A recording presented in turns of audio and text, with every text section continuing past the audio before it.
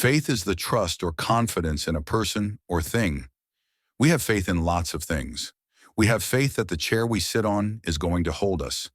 We have faith that when we press the brakes on our car, that it will slow down. We have faith that the ground we are walking on is solid.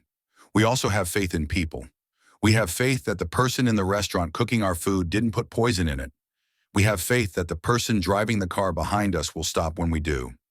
We have faith that the pilot of the plane we are traveling in knows what he is doing.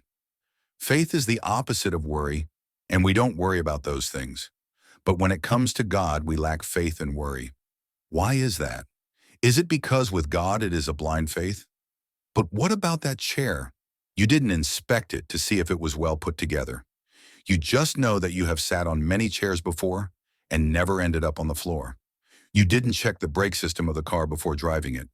You just know the last time you drove the car, it stopped when you pressed the brake. The same thing for God, though. He may not work exactly when or how you want, but he has always done what he said he would. It's never about if he will answer your prayer, it's when. I think our issue is when we send up a prayer, we already have in mind how and when it should be answered.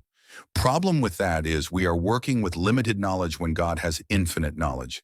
In Isaiah 55:8-9, God says, "For my thoughts are not your thoughts, neither are your ways my ways. As the heavens are higher than the earth, so are my ways higher than your ways, and my thoughts higher than your thoughts." Sometimes there is a series of events that must transpire before your prayer can get answered. Maybe you don't have your dream home yet because the current owner is waiting on an out-of-state job to open up, and the person currently working that job has 6 more months before they can retire. Or maybe you don't have your dream job yet because God knows that if you get the position right now, it would overwhelm you, and in 6 months you would quit. You may need to gain some additional skills to be successful. Or maybe God knows that the person you have been praying for that you think is perfect for you actually has some personality traits that make them not compatible with you, but you wouldn't see it for a year, and it would lead to heartbreak. God's way will always be the best way, and he wants the best for us. If only we can get to the point where we know that God only wants the best for us, then we can begin to have true faith in him and not be anxious or impatient.